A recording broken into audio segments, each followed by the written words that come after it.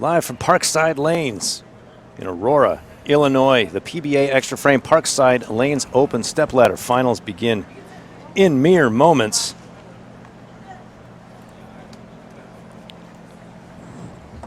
Players just beginning their practice. Jeff Goodger with PBA Hall of Famer Randy Peterson. And Randy, as we begin for the top 5 stepladder here, very unique format for this event culminating. Yeah, it really is. So not only do we use 3 different oil patterns throughout competition, but now for the stepladder finals, the highest seed in each match gets to choose one of those 3 patterns, and there will be a re-oil after each and every game, even if a player chooses the same pattern. Also, the players coming on will only get 2 practice shots on each lane, so no chance to build a shot or burn up a spot. This is going to be very interesting. And everybody trying to get to that title match. One guy already in the title match is our top seed, EJ Tackett. EJ Tackett was definitely the man to beat, and we kind of saw that throughout the 24 games of qualifying to get to this point. He dominated on all 3 of the patterns, and each pattern just seemed to fit his eye and his game perfectly.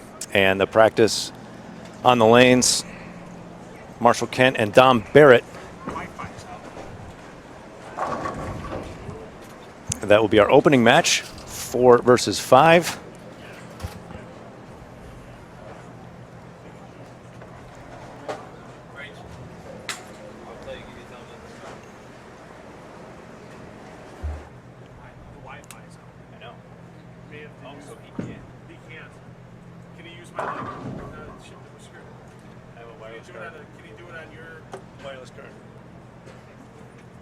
EJ Tackett led by 80 pins over Chris Vi.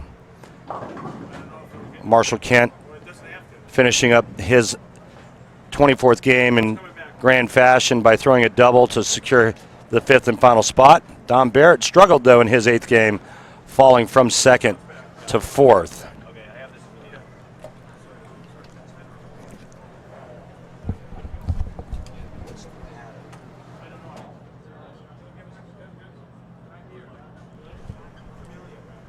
We are going to start with 39 feet, and it's chameleon. All 3 patterns, 39 feet in length.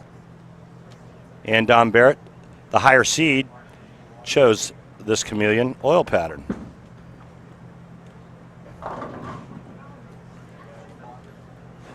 Position round, Randy. We saw Dom struggling quite a bit in that final game. Ended up dropping him down to this 4th spot.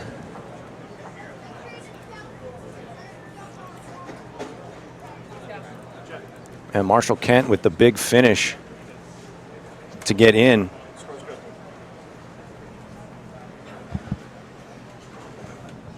Dom Barrett, not only does he get to choose the oil pattern, he gets to choose starting lane and where he wants to finish this match.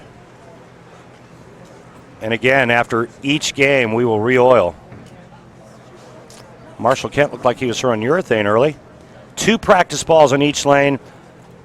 Very unique tournament, unique stepladder finals.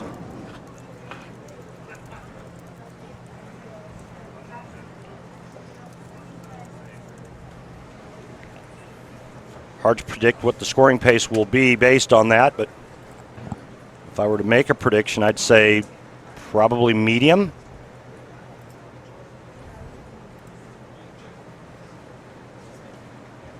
And here is 25-year-old Marshall Kent to start things off.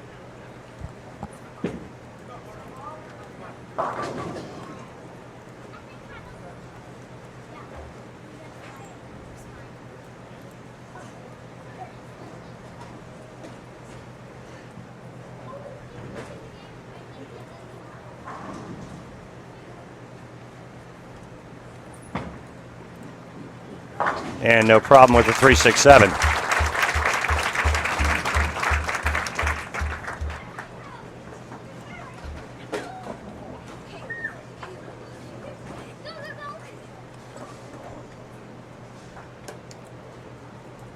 Now Dom Barrett from England.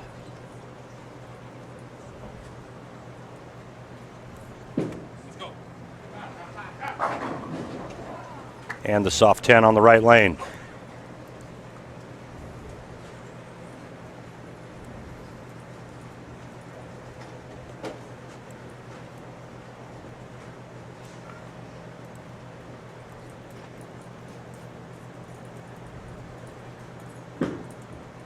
Some of our other finishers: Chris Loschetter finished 6th, Andrew Anderson 7th, Matt Kuba 8, AJ Johnson 9, Jason Sterner 10, and I got to mention our good buddy Greg Ostrander, who had a nice week, finishing 11th. Simonson right behind him in 12th, Kyle Sherman 13th, Kurt Pelon in 14th, and Cameron Doyle and Tommy Jones rounding out the top 16.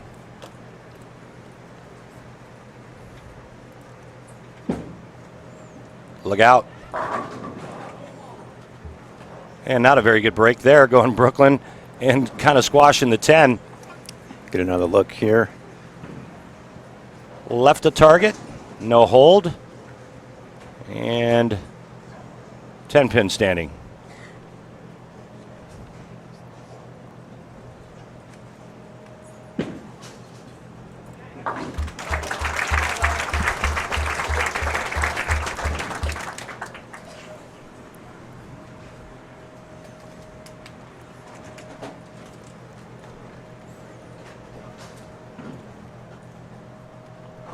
We'll give Don Barrett a spare there in the second. There we go.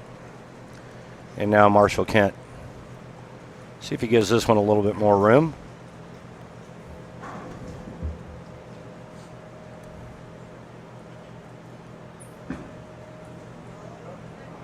Beauty. Now, even though the players only got 2 practice balls on each lane for the start of this game, they had plenty of practice down on our practice pairs to the left of 27 and 8. So they're warmed up, and they've bowled on all 3 of these patterns. A lot of bowling already today. So it's not an issue of being warmed up. It's an issue of how this pair is going to play with very little breakdown to start. Marshall Kent with the first strike of the match in the second frame. Now up in the third.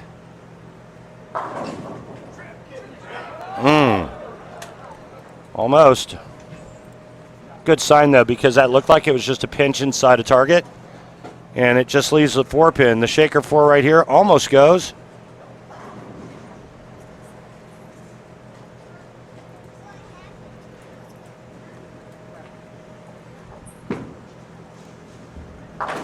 Marshall Kent really coming into his own last year in an extra frame event in Lubbock, Texas, where he came away with the victory.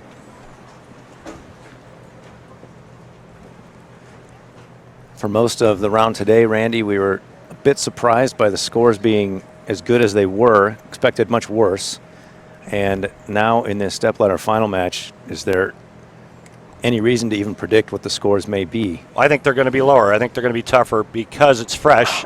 Not a lot of practice, not a lot of transition. Don Barrett striking in the third, 6-time winner on the tour, and won this year's Japan Invitational for his latest title. He's won titles, PBA titles, in 4 different countries.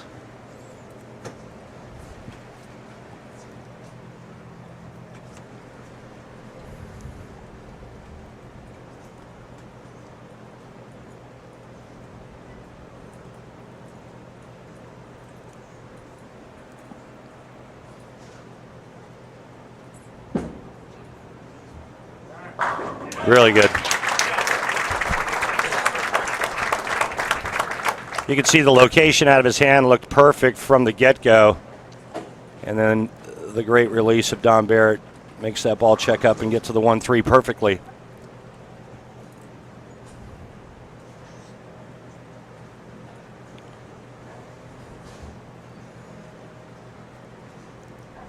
Now Marshall Kent with strikes in the 4th and 5th can regain the lead.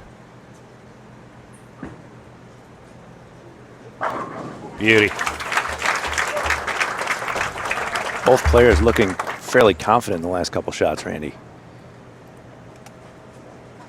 You know, I agree. I mean, as soon as it leaves your hand and your eyes look up to see the location, you have a pretty good idea of what it's going to do.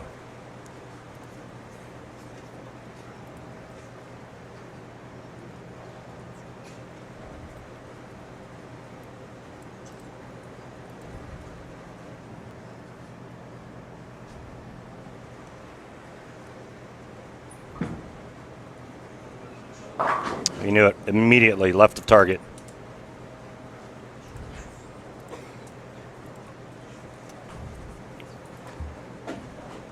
one of our online viewers, Bill Schenner. Bill Schenner, I hope I'm pronouncing your name correctly, Bill. Brought up a very interesting point. Typically what we see when we oil the lanes is that, and a good conversion there, is that we like to see that oil sit for a bit. We like to see it sit and kind of settle. With each re-oil for the stepladder finals, I'm guessing there is no wait time. They re-oil, you get your 2 practice balls, and they go. Yeah. And it's going to be very interesting to see what happens to that oil pattern.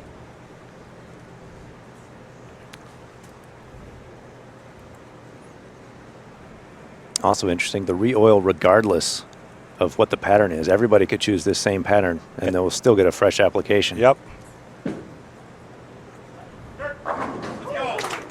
Barrett for 3 in a row now.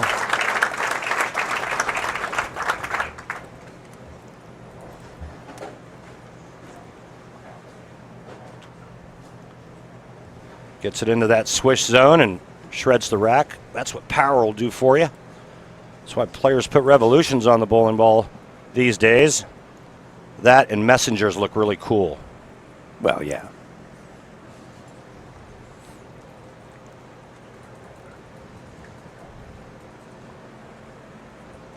Chicks dig the messengers.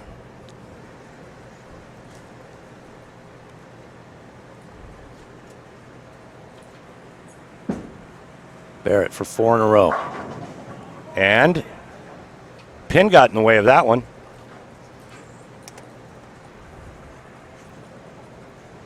Another good shot here by Dom. Head pin goes to the sidewall and then gets interfered with. And this to maintain a 19-pin lead.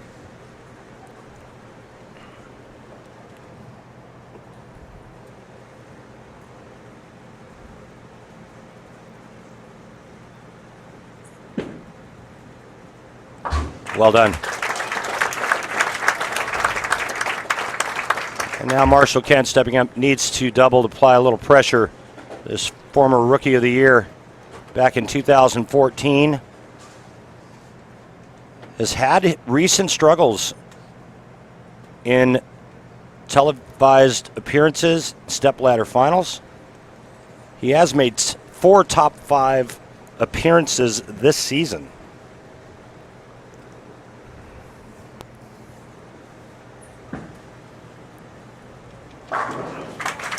Well, that looked good as soon as it left the ball return. Yes. Look at the confidence in Marshall Kent on this shot. You mentioned former Rookie of the Year. Kent, one of 3 Rookies of the Year on this show. 60% of our stepladder finalists. It's great math. I don't know how you do it.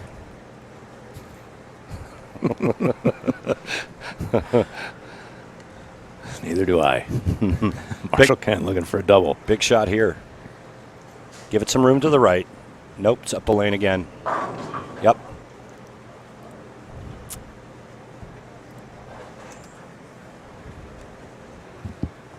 Needs to give it more room to the right. Maybe it's just a matter of moving his feet left, leaving his target the same and increasing angle on that lane. But the good news for Marshall Kent, he only has 1 more shot on the left lane. Bad news, he's trailing by 18 with a spare here.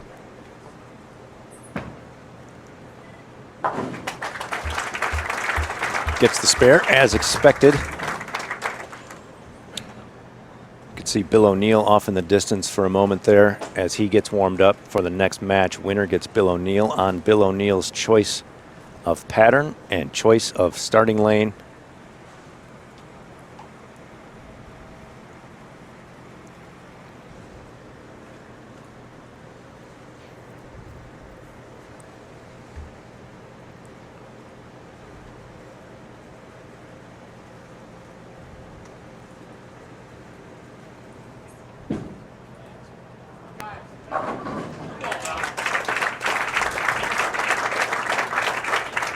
Barrett gets them all. Well, he's figured out the pattern pretty quickly, and all it is now is execution. And that shot executed perfectly. He knows what he needs to do. Now it's just a matter of brain and body working in sync.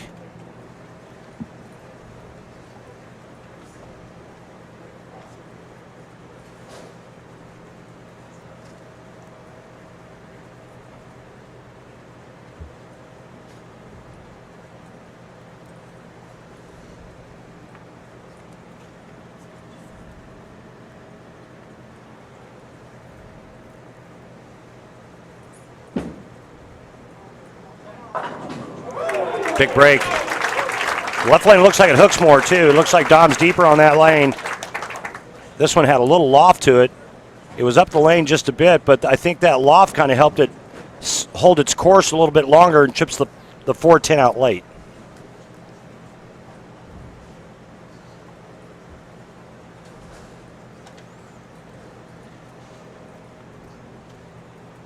Marshall Kent right now thinking one thing and one thing only. I have to strike out.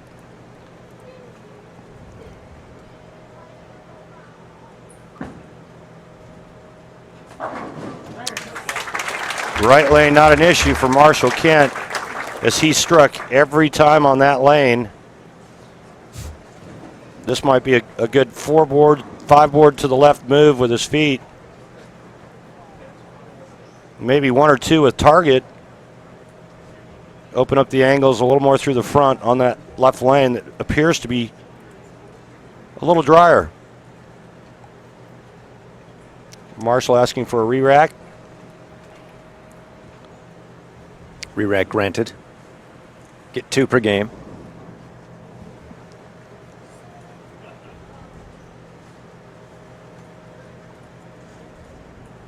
You know, on television, they do that for you. You don't have to press the button.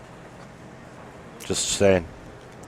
Should I go down there and do it for him? Can't you tell Phil? That's true. Send him a text. Phil is the distance of this lens to Marshall Kent away. I mean, Phil, you're standing right there. Marshall's going with the ball change on this lane. See how this works. Well, what's good for one is good for the other. Marshall tripping out the big 4 and catching his first double, setting up the 10th frame for Marshall Kent from Yakima, Washington. This is a nice break here, though. Hey, he was gutsy enough to make the change. Made a decent enough shot. 4, 6, 7, 10 goes last. But this is all about Dom Barrett stepping up right here and claiming victory here in match number 1. One more strike here. Dom will be in the high 230s. He would need just a mark in the 10th frame with good count. Marshall Kent, max score 230. Dom Barrett, max score 258.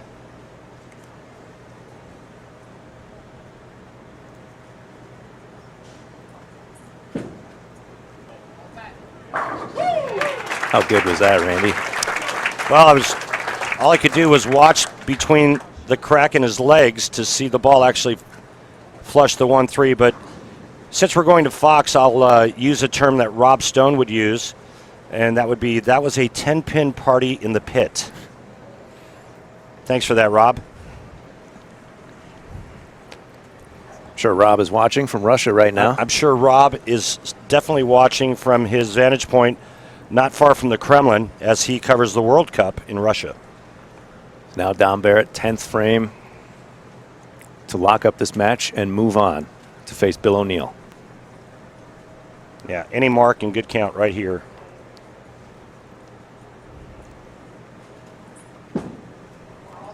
Look out. Not over yet, folks. That is not a gimme.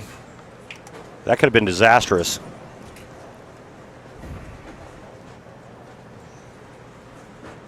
Right through the face, leaving the 3-6-10. And no gimme spare here. Very easy to chop.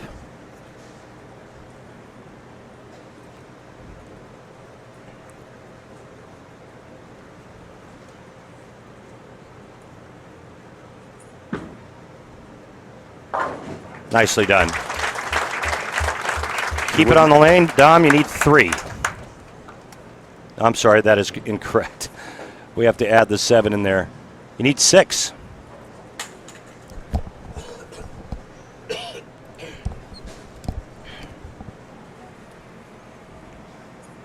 Straight ball down the middle. Works for me. Dom Barrett moving on. He will take on Bill O'Neill. Marshall Kent will fill out his 10th frame for official scoring purposes. Bill O'Neill will declare the lane pattern. We will re-oil the lanes. Each player will get 2 shots.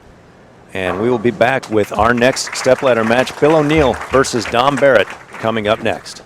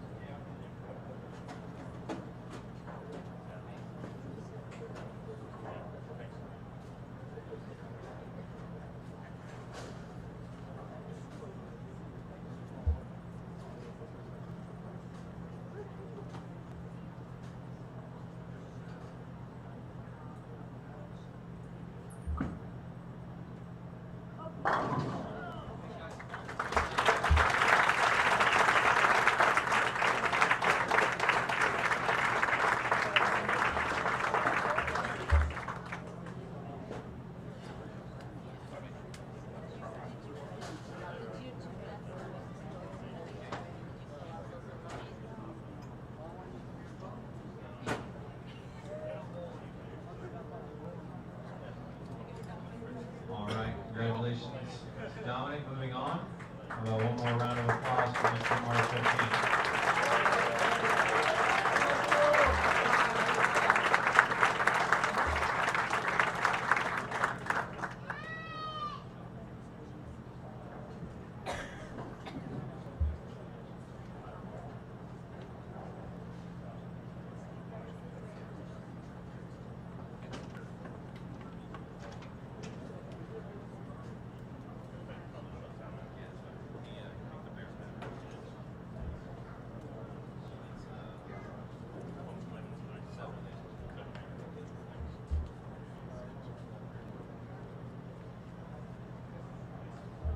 All right. Our number 3 seed who will face Dominic Barrett comes from Langhorne, Pennsylvania. This gentleman won the Rookie of the Year in 2006. He won the 2010 U.S. Open. He has 9 titles in total. Mr. Bill O'Neill.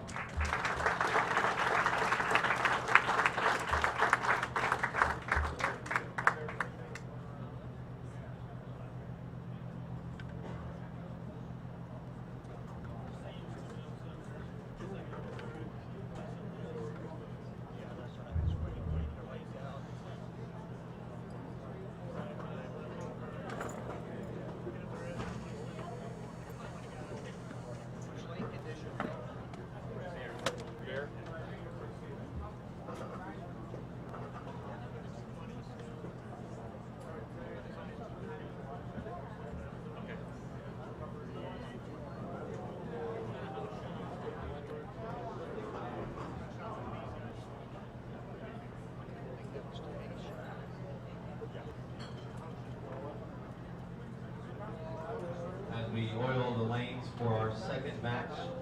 Bill O'Neill has chosen the PBA Bear pattern.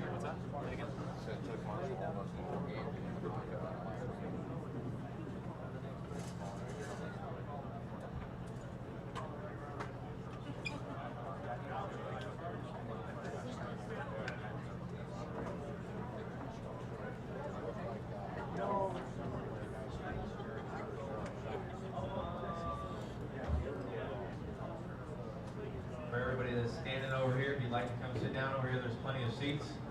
That was our first match. We got a few matches to go.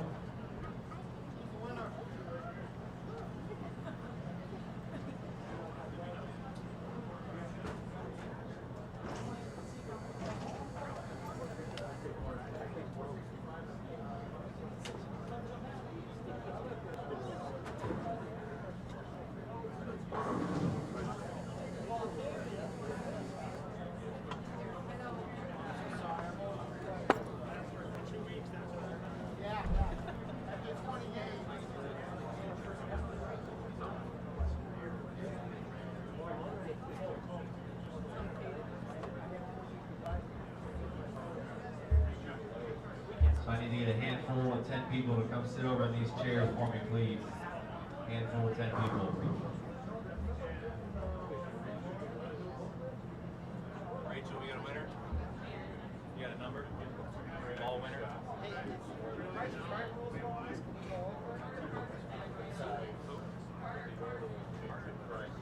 Yes.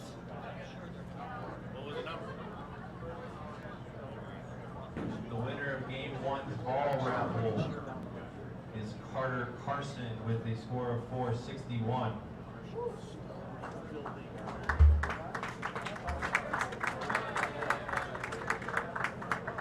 We'll take care of you in a little bit, alright?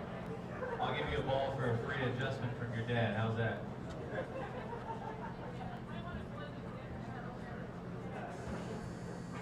His dad is my chiropractor. He's been here all weekend for all the players, so thank you so much. He's also a big sponsor of this event, so thank you, Eric.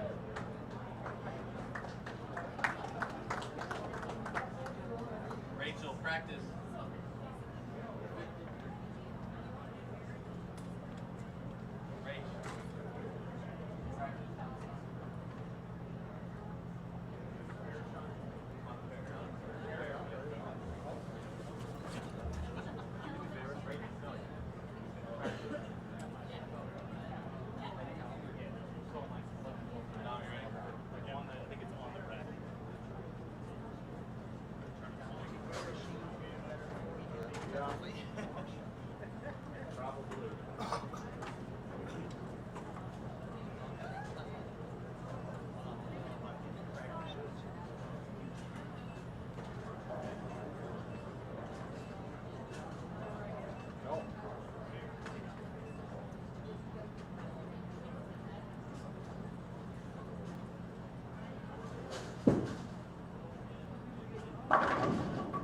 Again, we need scorecards for game 2 for the ball raffle for the second game. Make sure you turn those in before the game starts.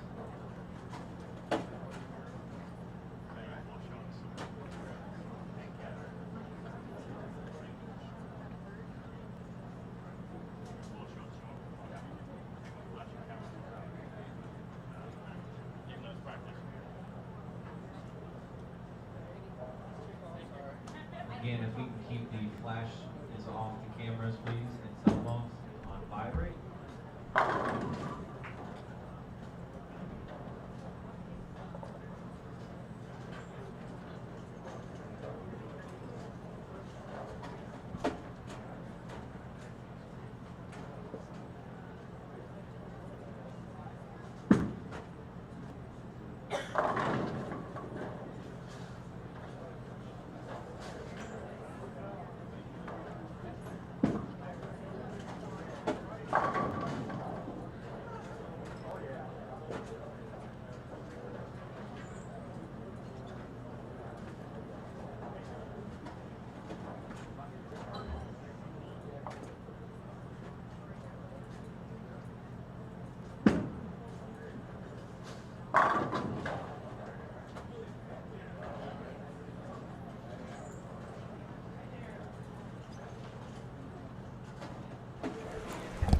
Bill O'Neill, Dom Barrett coming up, finishing their 2 practice shots on each lane right now. Randy, Bill O'Neill has chosen the bear pattern. We'll see how that works out, but Bill O'Neill was so clutch the last couple of games, coming out of the stretch in the last 8 on this pattern. So he's probably working that good juju right now and hoping that it can take him the rest of the way up the ladder. And we had a chance to talk with Bill right after qualifying, and we'll take a look at that right now. You just made the finals in the brackets. You made a kind of pretty good push today. How'd that feel? Yeah, it was pretty good. I mean, it was a slow start. Pulled 180 the first game out of the gate and made a bad decision on how to play the lanes, and then, changed balls, and I used the same ball the rest of the way. And I didn't even really look at the scores most of the day.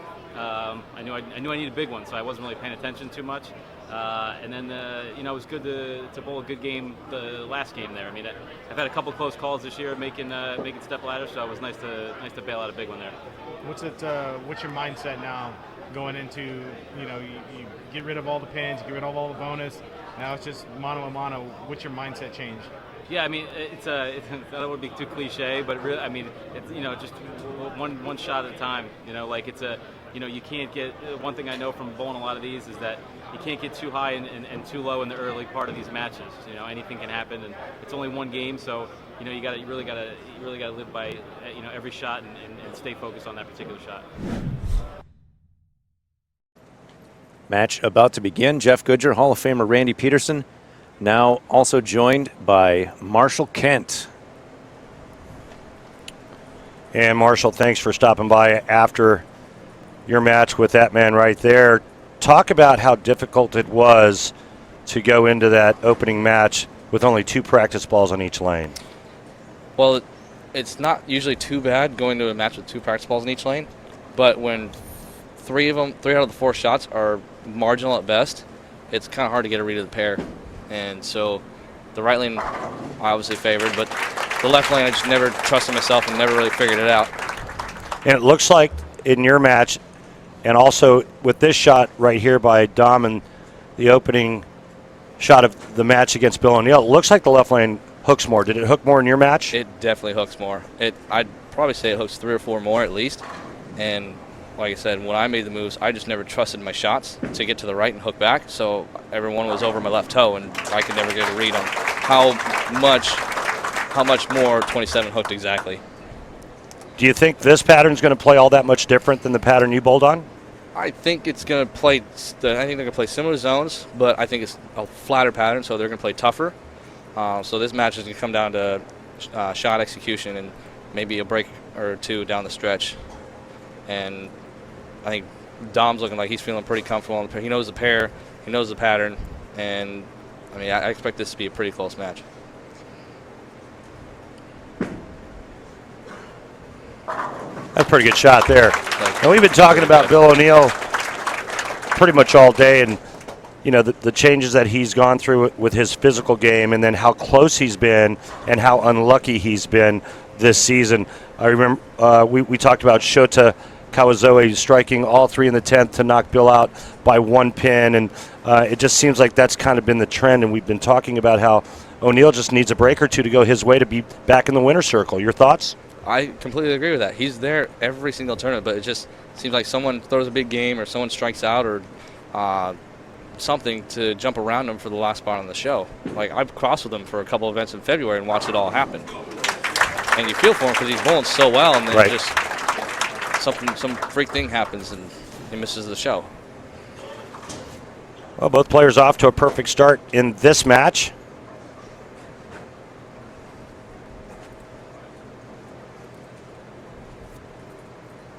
Which lane is the better of the two, Marshall? See, if you're asking me, I'm going to say the right lane because I didn't miss on that one. But it really depends on what you're looking for. If you want a spot to hook it or a spot for it to come off of, I think 27 is a better lane. But I think 20 has a little more defined hold to it, so it's really playing to your miss. Look out. Whoa. That finished up in a good spot. High flush for Don Barrett and the front 3. How many boards different for you from 27 to 28? I think it's 3 or 4. 3 or 4 with your feet? Yeah, 3 or 4 with the feet, I'd have to say. Okay.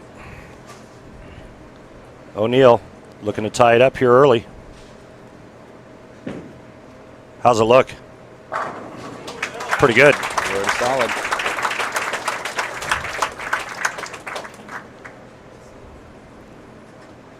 A great shot here by Bill O'Neill. It splits the 8-9 in half. Right underneath the Steve Jarris banner. Steve, 52 years of age, finishes 18th. So congratulations on a great week for you, Steve. How you doing letting that old man get in there? He bowled really well. It was fun to watch. The hooking lane. There it is. Oh. No. There it was. There it was. And there it goes. And we were talking just a few frames ago about O'Neill getting a good break. Mm-hmm. And this is a great break. Now, a break's only a good break if you take advantage of it. It's a great point. Let's see if we can parlay it.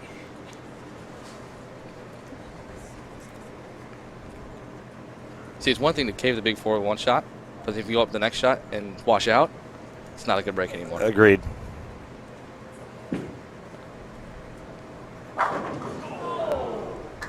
And isn't it amazing in this sport how things work? Dom comes back with a great shot, ring 10. O'Neill, his shot trips out the big 4 late. Mm-hmm. And just like that, O'Neill has the lead.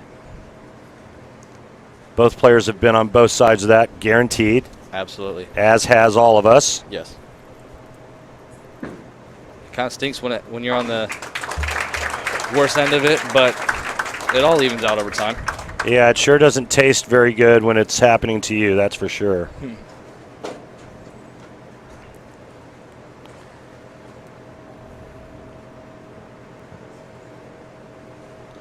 O'Neill has to finish on that left lane.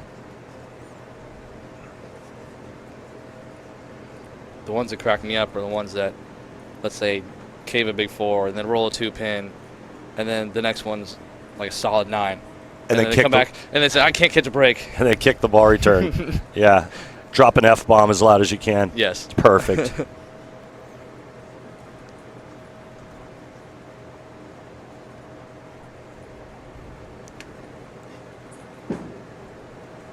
Look out. There's that spot again. So, Marshall, let me ask you this. Typically what we see when we oil the lanes is a lot of proprietors, a lot of lane men, they like to see the oil sit for a period of time so that the integrity of the pattern holds up. Yes. Well, we're not going to see that here today. No. So what's going to happen with these oil patterns? I think the moves are going to be faster, and they're going to be different than they have been all week. Because when you let a pattern sit and settle, it doesn't tend to move as much, and so you can gradually make like 2-and-1s, 3-and-2s. Whereas it looks like here, where, I mean, even though it's fresh, you're probably going to be moving every shot or every other shot. Even though it's just 2 on the pair, it's still settling while they're bowling on it. So not only do you have the movement of the pattern settling, but now you have the traffic of their bowling balls tearing up the lane. It's a great point. Watch for that. Watch these players micromanage the adjustments. Does that need a hook? And just like you said, What were we talking about? it's only good if you can take advantage of it. That looked like it got a little bit right of target. Either that or it was just a pinch fast. And as lucky as he was on 27, this time not so much. I think it might have been a combination of both. I think it's fast and right. If he throws at normal speed, it comes back in 2 pins at worst. Now, does he move left on this next shot on the left lane? I'd have to think so.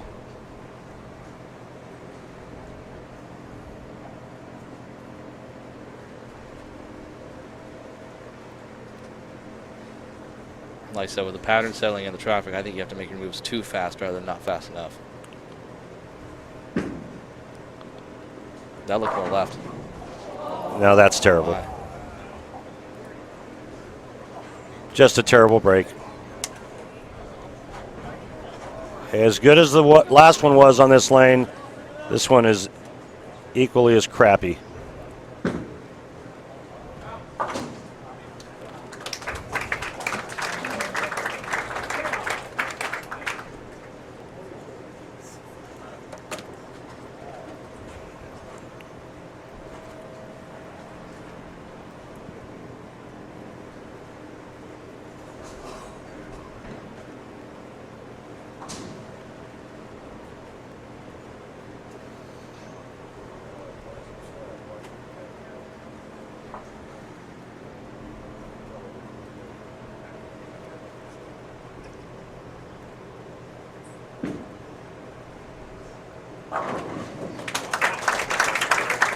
And that's how you take advantage of back-to-back open frames given to you by your opponent. I was just about to say the same thing.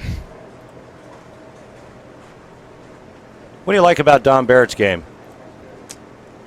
Very simple, you know, not the most powerful, doesn't have the highest wear rate, doesn't have the highest ball speed, but I feel like him and I are similar in the sense that you kind of have to get creative with your shot shaping and your shot making and your ball selection, and that's one thing Dom is really good at. He's very good at manipulating the ball to see the shape that he likes to see, both in mid lane and down lane, and then on top of that, he's really good at ball selection. That's why he's able to compete week in and week out.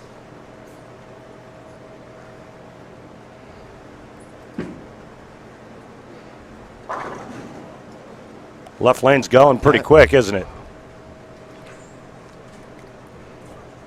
4-pin now, fast 8 on the left lane for Don Barrett. Yeah. Looks like a pretty good shot here, Yeah. Marshall. You can see it start to read probably a few feet sooner than the last shot, that lane.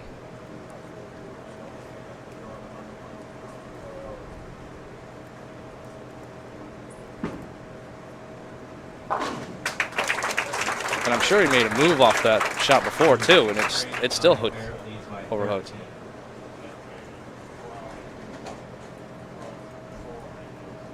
I got a feeling that Bill O'Neill's going to double up here and make it interesting. I think you're not wrong. Which I feel like I don't say that too often to you, but I feel like you're not wrong. Thank you, Marshall.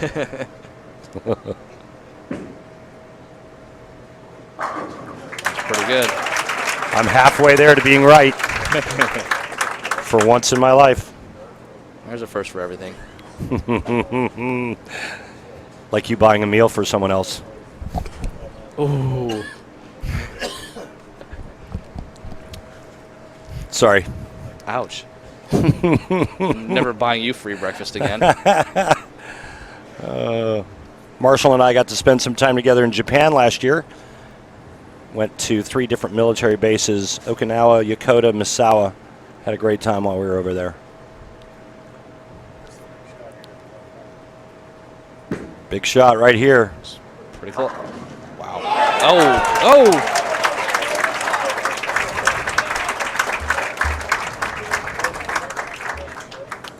Well, the good news is he catches another nice break on this lane. The bad news is he has to finish on this lane. Now, this is after a pocket 710. This is a roller coaster of a game. What a huge break that is for Bill O'Neill, setting him up for the 9th and 10th. That is huge. But nothing he can do if Don Barrett strikes out.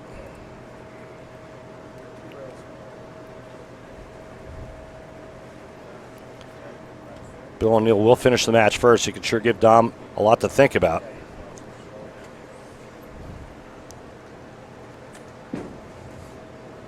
Close. Soft 10. Well, now Don Barrett is in jeopardy of getting shut out.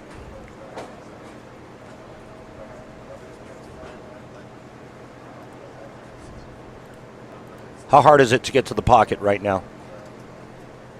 On a scale of 1 to 10, 10 being the toughest.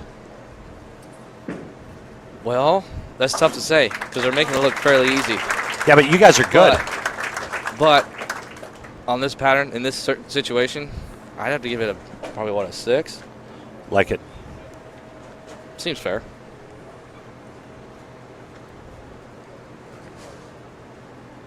Now, what's going to happen on this crazy left lane?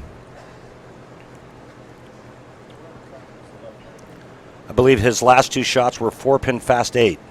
Yes. On the left.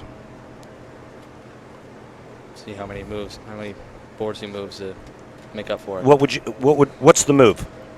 I'd have to move at least 3. Okay. Up the lane, look out. Didn't trust it. Yeah. This is exactly what I did all game. And isn't that because of the uncertainty that if you do get it to the right, it may not hook back? That's 100% correct. Right? You have to trust the move, but in the back of your mind, you're saying, what if I get the ball to the spot and at 2-8-10s? Right. Like that's kind of always a thought when you make a big move. Right. So then you make up for it by trapping it and making sure it gets to the head pin. That's why I love bowling on the house shot back home, because if my ball goes high, I make the move, and I know if I get it to the right, it's going to hook. Yes. So it's that free willy, that free swing. But when a player's mind makes an adjustment, and then there's that slightest doubt in your mind that the ball may not get back if you get it to the spot, you'll never get it to that spot. No, it's very rare that you'll get it there. Now, O'Neill. First shot in the 10th, a winner. On the crazy left lane. On the crazy left lane. So, yeah, it's almost like you have to mind trick yourself into make the move and just pretend that anywhere right the ball's going to hook back from. Yeah, especially on the left lane where there's so much friction. Yes. I guess another way to combat that, too, is move twice as much as you think you're going to, because that way if you do trap it, it's still got more of a chance to sit there and strike rather than what we saw in ducking up and going through the face. For the win.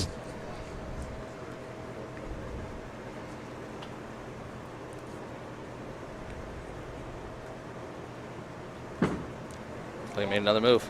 That was a beautiful shot. And he made a great shot. Wow. He aced that one. Watch this. Check out the balance after this shot here. Think he thinks that one's any good? That was a no-doubter off his hand, that's for sure. Without question. He knew it too. That was a 100%er. Bill O'Neill advance to take on a non-winner on the national tour in Chris Vi.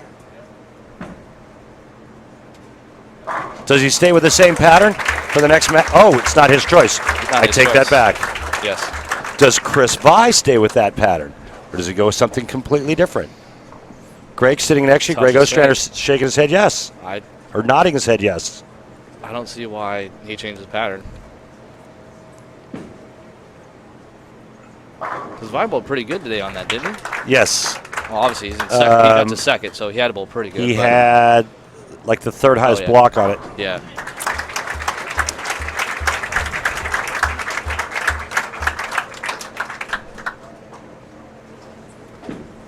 Dom Barrett finishing his 10th frame. Bill O'Neill advances to take on Chris Vi in the semifinal match. Jeff Goodger, Randy Peterson, Marshall Kent.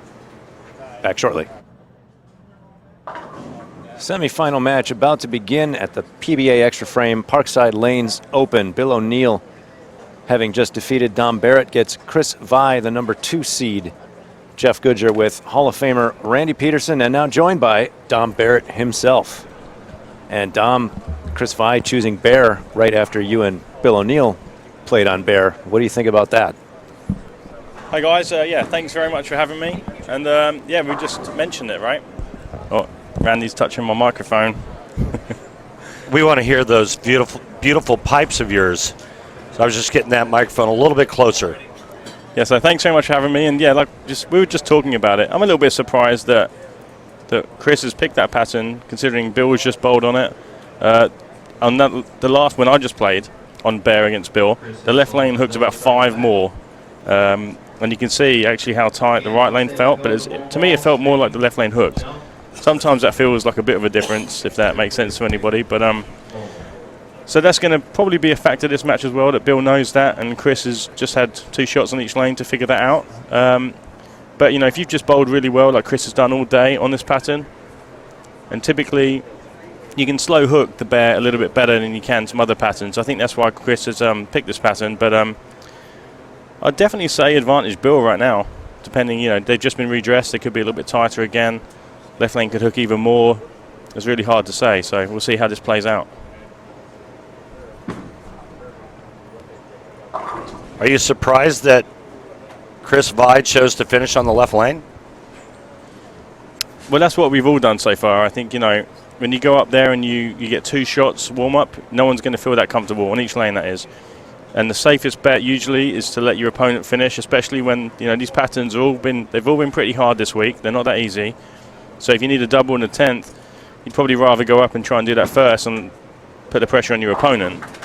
But, you know, that being said, the left lane's typically trickier, so it might come down to his ball rep to have said that to him. But, you know, Chris, we're all pretty strong-headed, us bowlers. We want to do what makes us feel comfortable. And right now, I know that Bill feels more comfortable than Chris, because Chris got 2 shots in each lane, that's it. Bill's had a game, even though they've been redressed. So you've got to try and do what makes you feel comfortable right now.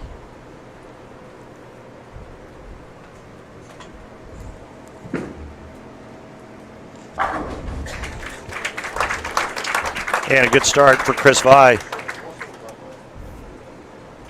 Owner of 1 regional title. He was a 2016 U.S. Amateur Champion and a 3-time member of Team USA. I wasn't sure if you were asking me a question then. You're the stat guy. Yeah, you I was actually reading that. You can read? As far as you know. I thought you were just one of the bowlers. And it's a good thing you don't get paid to think. All I know is I had to do a bit of decorating lately at home because we've got the baby on the way. I think my missus is at home watching. Hopefully she hasn't gone out and bought any more paint and wallpaper for me to put up. Keep shopping.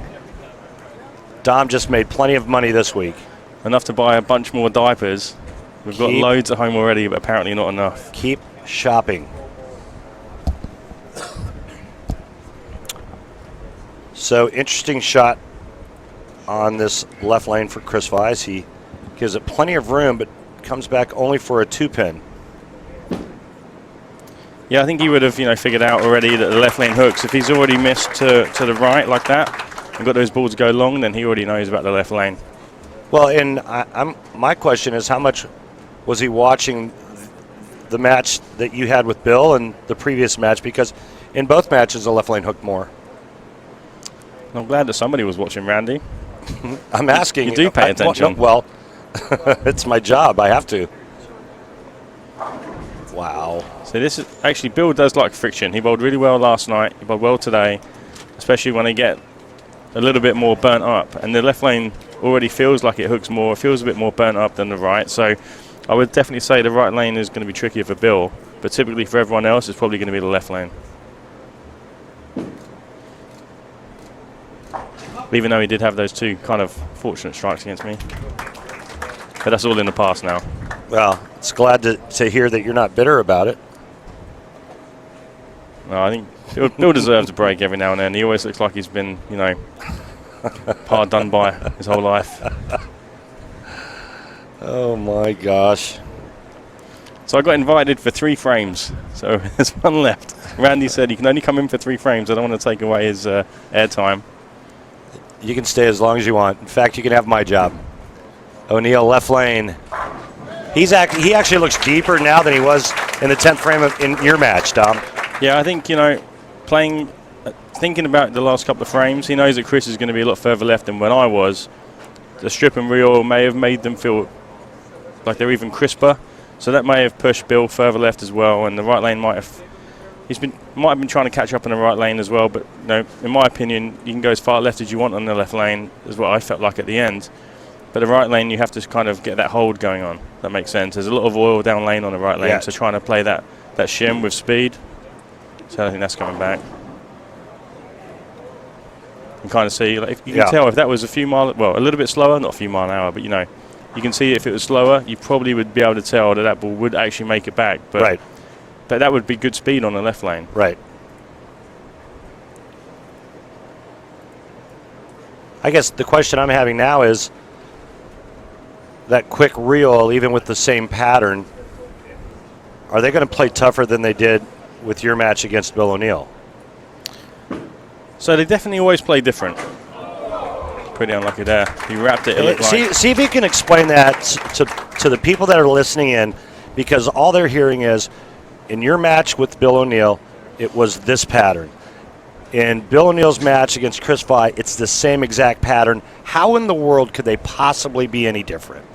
Well, you know, I'm not the lane guy. I just bowl. But to me, it does always feel different. I mean, you can go home and practice, and you can put the same pattern down on a bunch of different lanes, and you can re-oil, but it's always going to feel kind of similar because you're in a similar environment. But here, you know, we only bowled a game, so the machine may be taking more oil off the down lane part.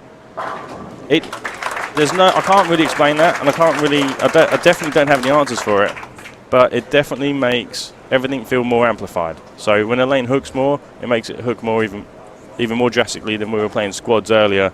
And when there's a lane that feels tight, and typically that lane feels tighter than it did when we were bowling earlier, and especially when you only get 2 shots on each lane. Now we've been bowling 15 minutes practice with 3 on a pair, 4 on a pair. Now there's 2 on a pair, and they get 2 shots. So I think it's really good. I kind of really like that format as well, especially when the top seed is Bill in the right lane. So there's a bit more oil there, a bit tighter. Not more oil because, you know, the machine put down the same amount, but this lane doesn't hook quite as much down lane. This ball gets behind the head pin. Well, that's his second pocket 7-10 in 2 games.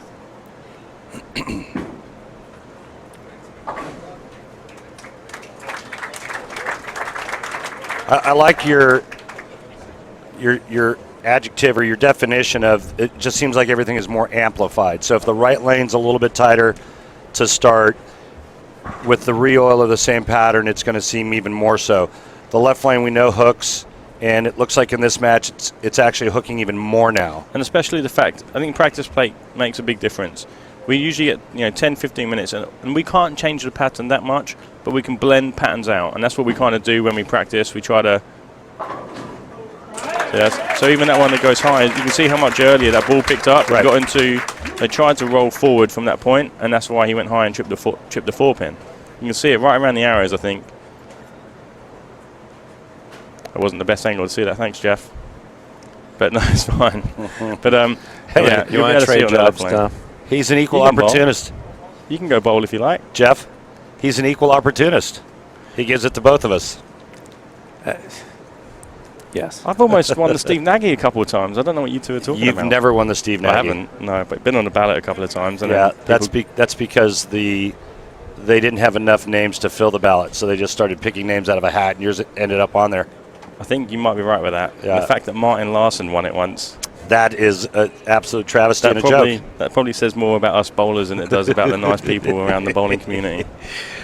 Martin Larson is way nicer than you. He just spoke Swedish for a whole year, and no one understood what he was actually saying. Exactly right. Everybody thought he was saying really nice things about everyone. Little did they know. And then all of a sudden, half the tour learned Swedish. But my point is, we get to blend patterns out in practice, and it kind of, the left lane's always going to feel like it hooks more. But because we blend it, it doesn't feel quite as drastic as it does as it's playing as we're watching. Yeah, and that makes perfect sense. Just not enough time. And I think that was the point of the Stepladder Finals when this was created by Sean Rash, which was not to allow anyone to create something or create an advantage. Absolutely, and I think the fact that Sean picked, I travelled to this event from England, so there's only a limited amount of equipment I can bring. So the fact that Sean picked 3 patterns, all the same distance, but once we bowled on them a few games, they did feel kind of similar. Some had more oil, less oil, slightly different shapes.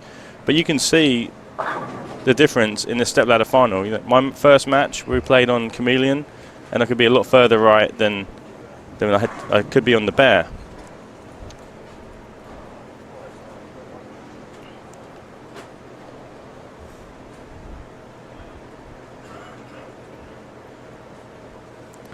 So what have we got? We've got Bill with a couple of opens, no doubles, struggling on the right lane. And we've got Chris, kind of a little bit in between. He 210'd on the right lane, and he keeps going high on the left lane. 22-pin match right now after 5.5. But O'Neill working on a strike. Yeah, especially with the 2 early opens from Bill, and he's already bowled a game on the same pattern, you kind of expect a big finish from Bill now. He just 710'd on this right lane, but you expect him now to figure this out, make a good shot. Pretty perfect there. Oh, it's almost like he had a crystal ball. Well, we're playing it on a delay, right? I saw that about 10 seconds ago. This is pretty good here, though. Following it up on the right lane after that pocket 710, which if he would have carried that hit. It's almost impossible to see what his move was, but you can only go by what I would have moved, like you would have moved. I probably would have just slowed down a little bit, maybe moved. You might even move one left to get away from sort of the carry down and the oil down lane, but it looked pretty good, didn't it? Yeah, and it looks like he's even deeper on this shot on the left lane. Yeah, he's sliding nearly in the left gutter now. Doesn't like it. Deja vu. Wasn't quite that bad against me. But at least Bill's celebrating it. And oh, man, what an unbelievable break once again for Bill O'Neill. He did leave the pocket 7-10 in the 4th. Yeah, he knows that he can't miss left in that lane. He knows that he needs to get the ball to the right, let the ball roll off it on the left lane, but the right lane, he's forcing his hand to make that move on the right lane, trying to make the ball hook. No, unfortunately, that's just quite a poor shot from Chris.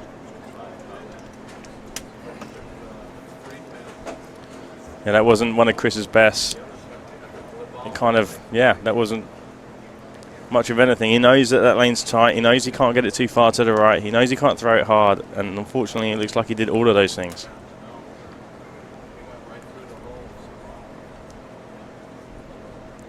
That is a makeable spare. Dom, did the shot in the 7th frame by O'Neill affect Chris Vi? That's a lead change. Hope it didn't, I mean, if it did, that would just come down to experience and come down to, a match of bowling is 10 frames. It's not that one frame that's going to dictate who wins or loses. So hopefully it didn't. I'm going to go and say it didn't. I just think, it's still early in the game. Chris is in a commanding position, and he just threw a poor shot, unfortunately. But let's see what he can do on this one.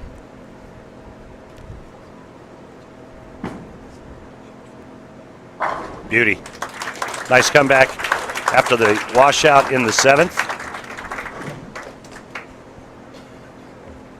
Big, strong guy, gym rat, keeps himself in great shape, and Chris Vi is the real deal. Talking to tour rep Tim Mack. One of your man crushes, is it? No, I don't know Chris well enough yet, but he's a good-looking guy. It could get there. I'm not sure if he singles for all the ladies out there. He might be.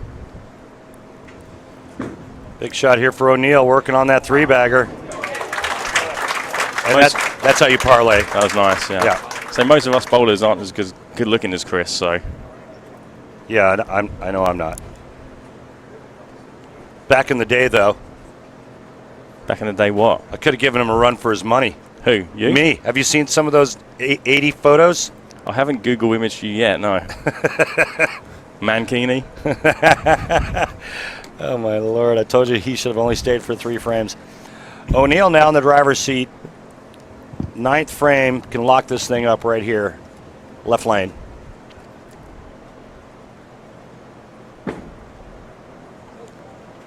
Great shot. Very good. Game over. He's going to bowl EJ Tackett for the title. Oh, no, he still needs that mark, doesn't he? Because he can strike out. Chris can strike out for 209. 209. So that's 234. So if he spares, it would be 210 with Well, good count. So come on. All right. You're a commentator. You're supposed to make it exciting for everybody, not tell him it's all over. It's not over. Anything can happen, but Chris needs to strike out. It's 5 in a row for O'Neill. To have any chance, Chris Vi needs to strike out. You were telling us before you've been traveling a lot and you were a bit tired, but come on. Make an effort. All right, Chris does need to strike out, though. That looks good. Will this get interesting? It could do, couldn't it? And how easy it is to split, leave a washout or a 210. We're saying that Bill's favourite lane's the left lane. 710 on the right lane already. Yep. Had an open in the 2nd frame, the 2810. Chris needs a double and good count. Absolutely. You think he'll get it? I think Chris will put all the pressure on? I think if he makes an adjustment on this left lane. Well, he just flushed the last time. I think he still needs to move before he throws his shot. Because I think the left lane breaks down like every other shot. It does, yeah. I think you could be right. See what he does. A little bit in. That one kind of rolled out and set. That was really good. A little bit less volume potentially on that lane or less or down lane. If you get the ball to read the right way, the right angle for the fronts, just like that, that was pretty good.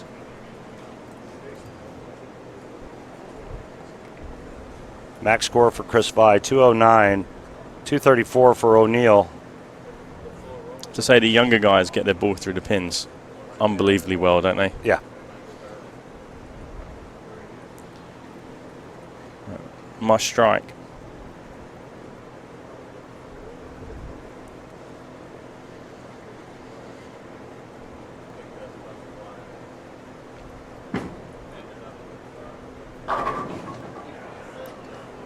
So that one just went a little bit further right, just got a little bit behind the head pin.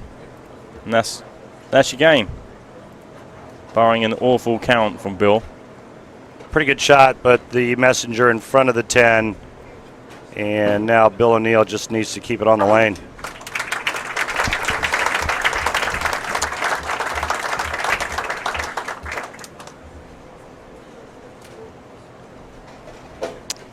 And have already been informed that EJ Tackett is going to pick the chameleon pattern for the title match. That's the one that EJ bowled great on the first day. I think he used urethane, and he ran away from the rest of the field in the first day, I think. Oh my. Bill. Is that 6? 7. 7. So now he just needs 1. Is that right? Can I add up?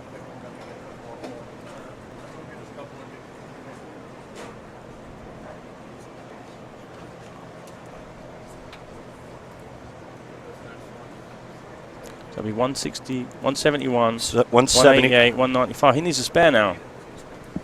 He needs a spare. He's got one. He's going with a straight ball. Did he chop it? Oh, Bill. Wow.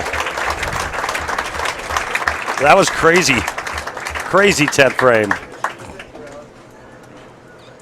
71-91. And had to have this. Right? Yeah, had to have it. Threw hard at it. Yeah. Got it. Clutch spare. Like I was saying, you know, Bill's not a big fan of that lane. Wow. He somehow fought through it. Don Barrett, thanks so much for your time. Best of luck in your future travels. Right. Best of luck to you and your wife with the new baby on the way. Thanks very much, guys, for having me, and enjoy the title match. Jeff Goodger, take us to break. Championship match coming up. EJ Tackett versus Bill O'Neill on the chameleon pattern in mere moments. O'Neill and Tackett finishing their practice championship match coming up momentarily. Jeff Goodger with Randy Peterson, now joined by Chris Vai, coming off your match with Bill O'Neill. And what happened there, Chris? Well, threw some pretty bad shots there in the kind of middle part of the game. The 210 and the super washout. I've really been working on my tempo, trying to get a little bit slower.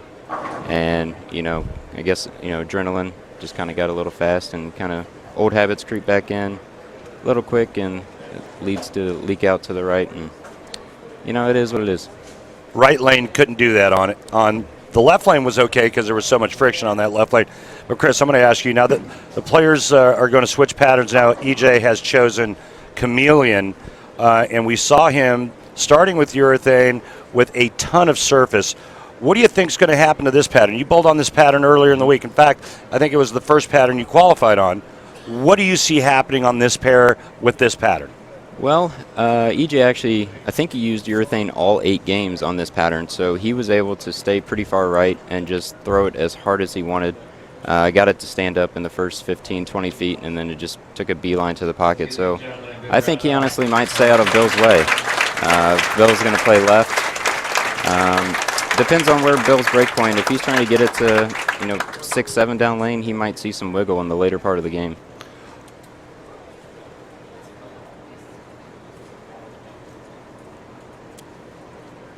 Tackett having O'Neill start this match.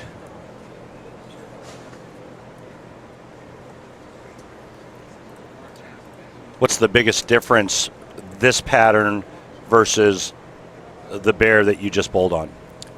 They actually all played very similar. I think the bear had a little bit more recovery to the right, Okay. which is kind of funny because I didn't see it on the right lane at least. But, At least on this bear. yeah, but yeah, I think the angles need to be a little bit more square on this pattern to start at least. Okay. And then, you know, they opened up all pretty similar. But I think, yeah, this one you can play a little bit further to the right and kind of jam it in there. We'll see what strategy Bill O'Neill goes with here as he will start the match, which means he will finish the match on the right lane. And it looks like EJ Tackett's going to go with that sanded urethane ball and throw it really hard at the pocket. And if you notice, Bill, same ball. Yep. And way in.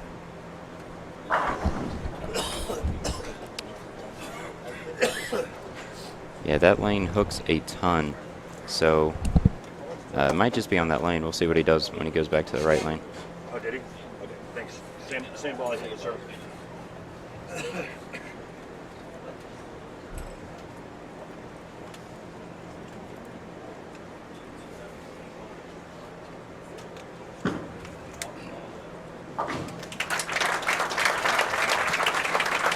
And guys, Sean Rash just came by and told me that prior to the start of this match, that Bill O'Neill actually hit that bowling ball with an Aberlon pad to freshen up the surface.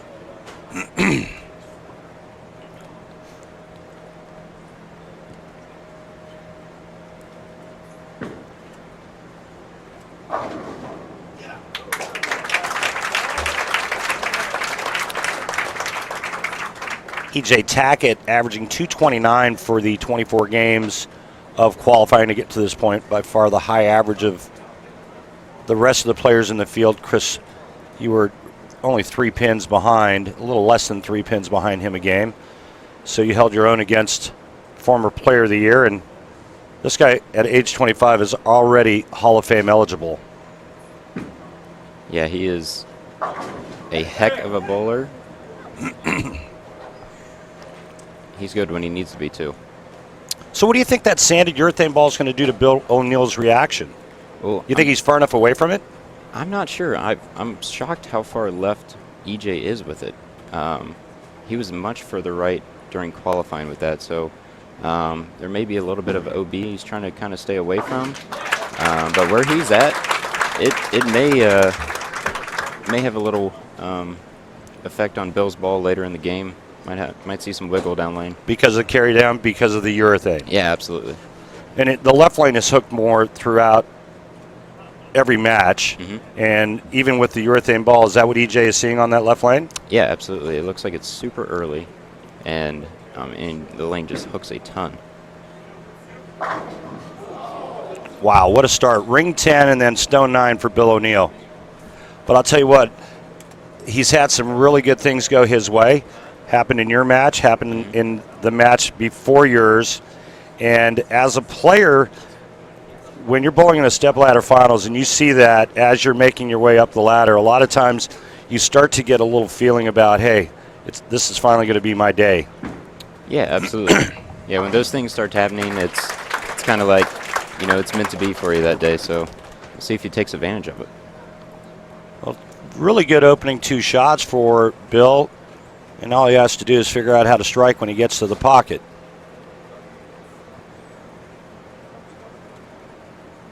He did win a title earlier this year, but it was a doubles title with partner Jason Belmonte. And I've always said that winning doubles is all about picking the right partner, seeing how all of my regional titles, all doubles titles. Look out. Yeah, and that one was actually left of his first one, and it wiggled. I mean, that honestly, EJ's only thrown, 3 shots on that lane, 2 practice and 1 in match play, and it may already be a factor. With how much surface he had on that urethane, it really blew up the front, so you have to get away from it, which is what Bill is doing, but getting your ball to recover back from that down lane, it's tough. And you would think that it would take more than 3 shots for Bill O'Neill's ball reaction to go away, or E.J. Tackett create enough carry down to affect Bill O'Neill. So we'll have to wait and see if his next shot on that lane reacts the same way. Shot there. Yeah, EJ's rev rate will actually amplify kind of the carry down. It happens a little bit quicker, with the if the person has a higher rev rate. Now, what's the move for him on the left lane? I think just a better shot. Okay. It looked dead left off his hand. Was able to get 9 out of it. We'll see if he just makes a better one.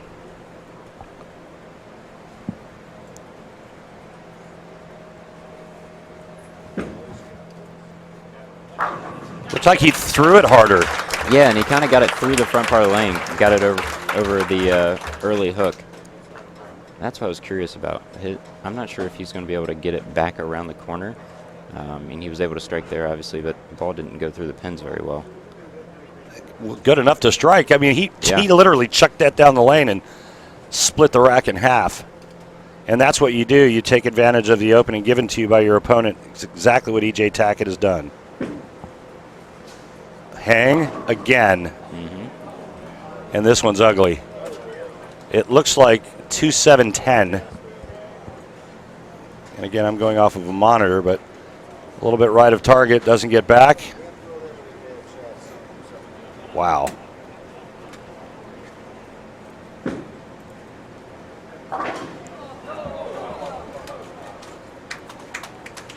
And so much talk about the bowling balls, but nobody ever talks about the damage urethane does to an old pattern. And I'm wondering right now if we're seeing what's happening to O'Neill because of the urethane ball from Tackett. Yeah, the left lane I could definitely see. I think that, I mean, it's just that right lane, that 28. If it's going right, it has a hard time making it back around the corner. So we'll see what Bill does on this left lane. See if he can get it back around the corner.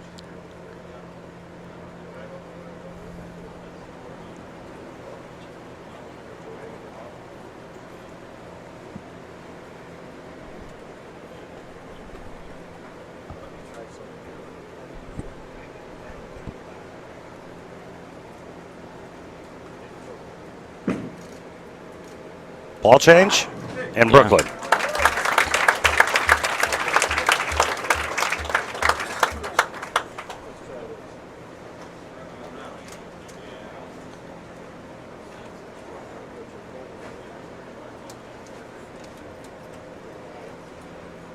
Weird stuff out there.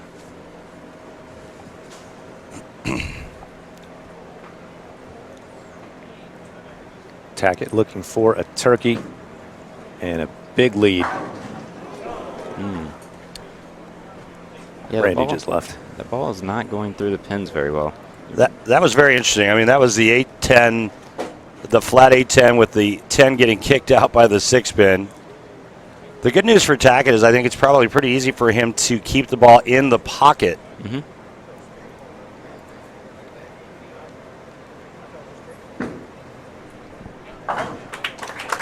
Spare for Tackett. And Chris Vi, want to thank you for your time for these 5 frames. Thank you very much for having me. Chris, thank you so much. Keep up the great bowling. Absolutely, thank you. And Chris Vi finishing 3rd in this event here in Aurora. And now we are Jeff Goodger and Randy Peterson being joined by tournament host Sean Rash. Guys, we have a pretty good match so far. I know Tackett's got a quick lead here, but I think anything can happen. Ooh. Sean, what do you see going on out there with one urethane ball going down the lane and then O'Neill with reactive? Well, I see EJ playing his strengths, keeping the ball in front of him, controlling the lane, controlling the pocket. When I went down and asked him what pattern he was going to pick, he said he was taking Chameleon because he could throw urethane away from him and it would stay on line. It wouldn't get, wouldn't wiggle. Where Bear, if he threw it away, it was kind of iffy. There was so much friction in the middle to start. And with reactive on the Chameleon pattern, throwing it right kind of wiggled. And you're seeing that with Bill on the right lane. Even though the right lane is tighter today on this championship finals, just explaining to some people already, just being the local pro here, that the left lane does hook more. So it doesn't matter what pattern we put out there, the left lane hooks more.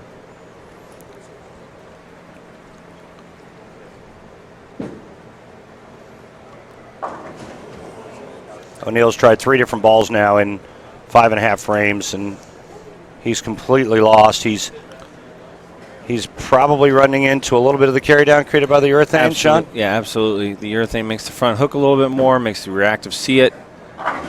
Great spare. Keeps him in the game through 6 frames. As a player, what goes through your mind?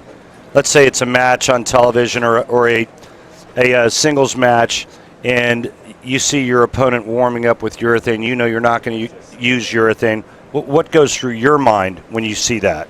I panic personally. I get confused on what he's actually trying to accomplish. You're always playing offense. If you're playing defense, you're already 1 or 2 frames behind.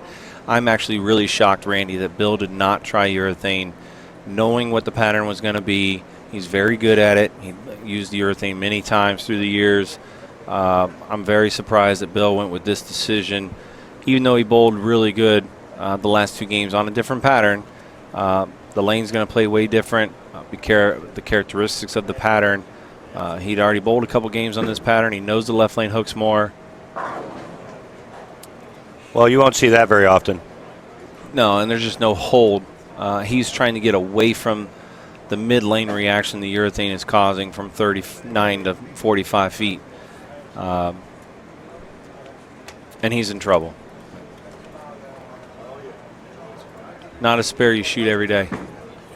Well, it's not very often you see a pro the caliber of Bill O'Neill miss the head and left. But, you know, getting back to your point, why do you think that Bill didn't use urethane and get right on top of where EJ is and mirror him? Just confidence, I think, in the bowling balls he's already been throwing. Feels one of it. The balls that he's been throwing the same ball for a couple games, so the feel's probably really good. That's left, and it laid there. Yeah. And he knew it. And that's the one thing that you can get away with when you're throwing urethane. It will lay there. Doesn't matter what pattern it is. And that's why guys keep throwing more and more urethane. I'll be the first one to admit I'd like to see urethane be ixnayed from tour, USBC, everything. So because of what it does to the lane. But yet everybody talks about the other balls. You know, and all I see is urethane balls, if anything, destroying the integrity of an old pattern faster. Oh, he does a very good job of it. With early hook and carry down lane. Correct. I'm wondering here what Bill will do. I would have to imagine he's going to grab his urethane ball and move right. EJ's minimum going to shoot 2-2-0. Oh, he he's did. Moved right. Yes, he did. But it's not urethane. Nope. It's not urethane, but now I'm wondering if he thinks there's enough shim there, enough hold created by the urethane of EJ Tackett where he can kind of dead hand it straight up second arrow. Yeah, and that's one thing Bill's gotten really good at, but he's always been really good at going up the lane, end over end roll, letting that ring finger come out of it last. This is the shot of the match, in my opinion. It gives him any hope if he strikes. Taking no time, that's for sure. Oh, nice break. How about a kick to the gut while we're at it? Your champion will be EJ Tackett. Randy, you and I will go down and do some presentations, but I want to say a shout out real quick to Parkside Lanes and all of our sponsors, but especially to FloBowling for joining the PBA Tour, all of our fans and subscribers. It's been an unbelievable first weekend with FloBowling.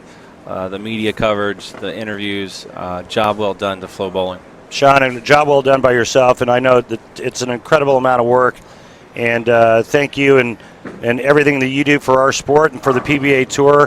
And the staff here at Parkside, you guys did an amazing job once again. Thank you for all of your efforts and hard work. Thank you, sir. Sean Rash, future Hall of Famer, giving back to the sport, does such a great job here. Players appreciate it. We appreciate it. And we can't thank him and the staff here at Parkside enough. EJ Tackett's going to win title number 10, Jeff. I'm going to go down to the lanes and talk. I'm going to go down to the floor and have a word with young EJ Tackett. I'm looking forward to that, Randy. Tackett and O'Neill will finish out per the rules. Randy Peterson heading down as we speak. EJ Tackett winning his 10th PBA Tour title. He was the youngest player to 9, and he is now the youngest player to 10. 210, the winning score for Tackett.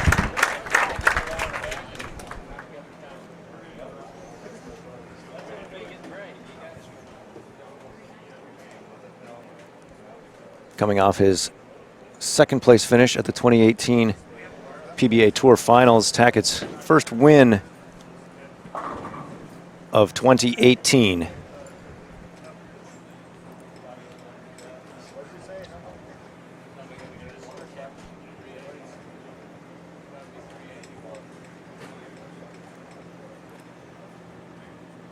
Final shot for Bill O'Neill.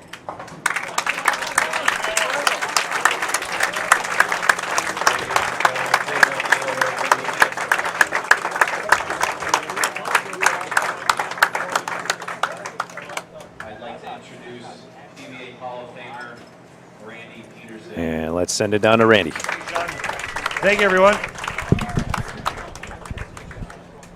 How about a nice round of applause for all of our finalists, including Bill O'Neill.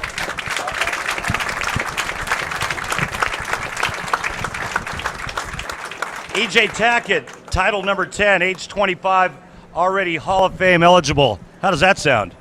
It sounds pretty good. You know, I won my 9th title last year against Jason, and it's been about 7 or 8 months now, and I went through a weight change, went back to 15. I had a little bit of physical issue going on, and I've been working really hard on my game, and I think it's finally starting to come together. Lubbock, I bowled really good, missed the show, but I came out here this week and just hoping that I can make good shots and everything comes together, and it finally did. Yeah, well, you're officially back, young man. What was in the decision making to go with Chameleon? Well, none of the guys have bowled on it so far. Well, they bowled on it earlier, but Bill and Chris hadn't bowled on it yet today. But the biggest reason why was on the fresh. I felt like I had my best opportunity to bowl a good game. The other two patterns, I started with urethane on both of them, but I had to do a lot of work to break the lane down the right way. And this pattern, I had to do the least amount of work. So I thought I could eliminate bowling 180 by using this pattern and give myself a chance to bowl, a 230, 240 game. Congratulations. Enjoy title number 10, my friend. Thank you very much. I appreciate it.